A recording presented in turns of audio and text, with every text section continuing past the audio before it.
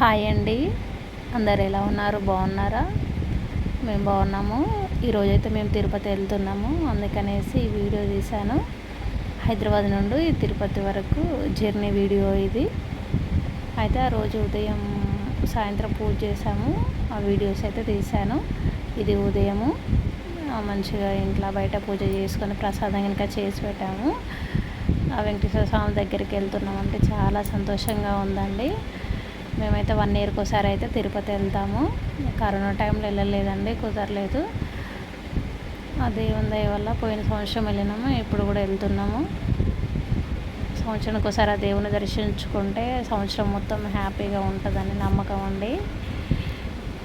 ఇంట్లో ఉన్న దేవుళ్ళని వీడియో తీసాను చూడండి. కృష్ణ ఎంత బాగున్నాడో.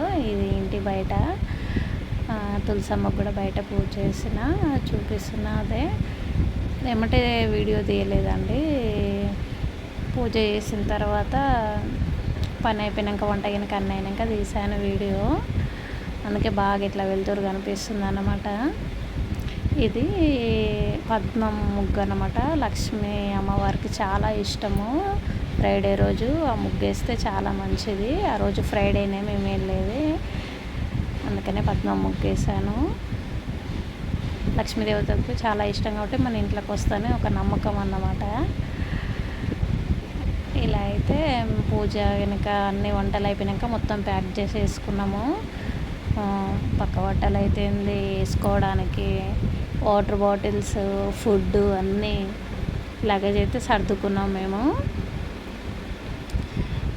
ఇప్పటికే చాలా లగేజ్ ఉన్నాయి అనేసి ఫుడ్కి అయితే ఈసారి డబ్బాలలో టిఫిన్స్లలో కాకుండా బాక్స్లలో ఇలా అయితే మేము కవర్స్లో ప్యాక్ చేసుకున్నాము. ఇలా అయితే తినగానే అవి అయిపోగానే పడేసేయచ్చు. మళ్ళీ తీసుకురావడం అది పెద్ద పని.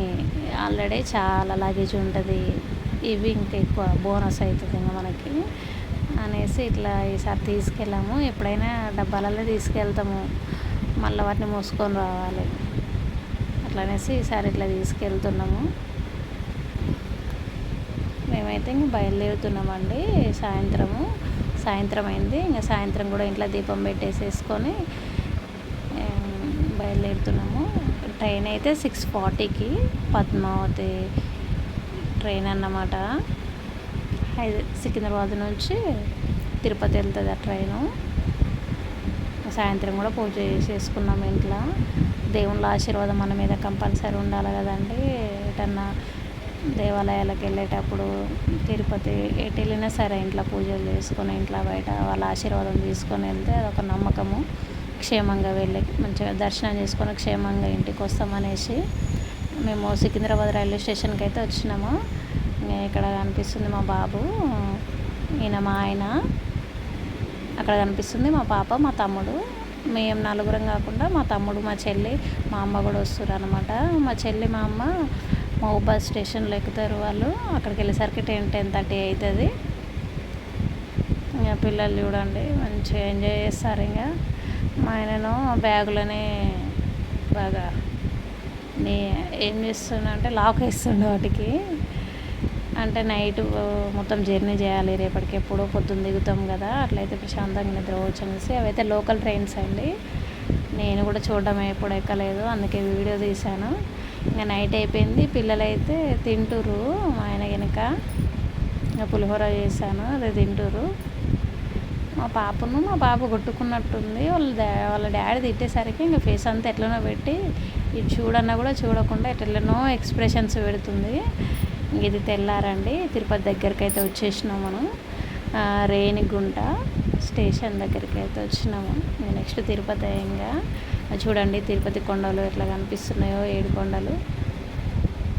ఈ కొండలలో ఒక ప్రత్యేకత ఉంటుందండి, చాలామందికి అయితే తెలుసు, తెలియని వాళ్ళకి తెలుసు. నేనైతే వీడియో తీశాను. ఈ కొండలు అన్నీ కలిపేసి ఇట్లా మనకు ఒక దేవుని ఫేస్ ఆకారంలో కనిపిస్తాయి అన్నమాట. వన్ సైడ్ నుంచి ఫేస్ ఎట్లా ఉంటుంది, సేమ్ యాస్టీజ్ అట్లా ఉంటుంది. అదైతే నేను వీడియో తీశాను. ఆ దేవుని దేవుళ్ళు అయితే మంచిగా వచ్చింది. చాలామంది కూడా చూసి హ్యాపీగా ఫీల్ అయ్యారనమాట. కొంతమంది కామెంట్స్ పెట్టారనమాట. చూడండి దేవుని ఫేస్ అనేది ఇట్లా కనిపిస్తుంది. నుదురు ముక్కు అట్లా అవన్నీ కనిపిస్తాయి అన్నమాట. రైల్వే స్టేషన్కి అయితే వచ్చినాము మేము.